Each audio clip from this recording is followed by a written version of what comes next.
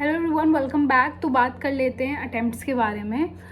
तो मेरे overall attempts 86 हैं। इंग्लिश में मैंने 30 अटेम्प्ट किए।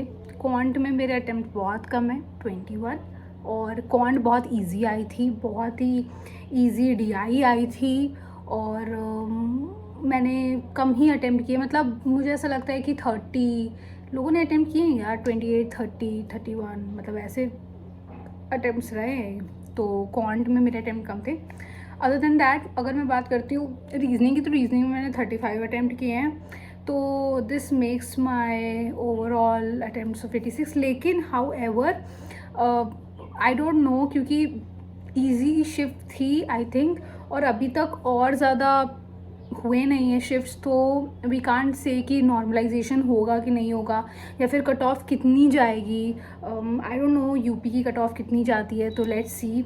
Keenly waiting for that. But yes, मुझे ऐसा लगता है कि थोड़ा बहुत मैं डिलेमा में हूँ कि मुझे समझ नहीं आ रहा है कि एग्जैक्टली किस तरीके से मैं सोचूं कि होगा कि नहीं होगा। So let's see. बट हाँ, लोग बोल तो रहे हैं कि till 75 or something is a good attempt.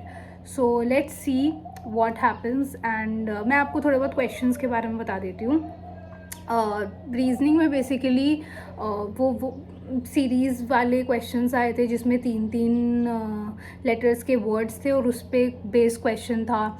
Puzzle आई थी, एक फ्लोर वाली पज़ल आई थी, बहुत इजी थी।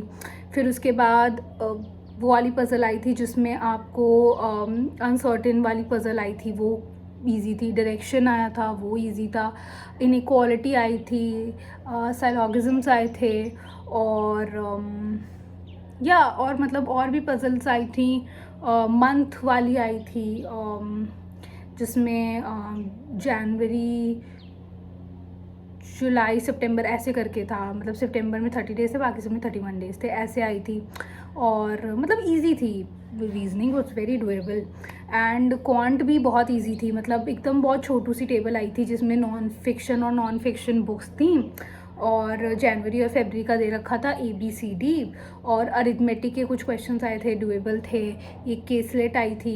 एक और डी आई थी जो कि रन्स के बारे में थी, वो बार ग्राफ टाइप था, वो भी बहुत इजी थी एंड डुएबल थी।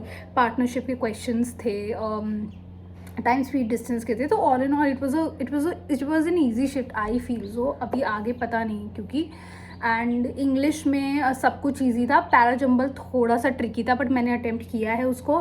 तो आई थिंक वो स्टार्ट C से हो रहा था, लेकिन आई गेस 5 क्वेश्चंस अगर मैंने अटेम्प्ट किए हैं तो उसमें से 1-2 गलत हो सकते हैं, क्योंकि वो थोड़ा सा पेयर में मुझे इशू हो रहा था।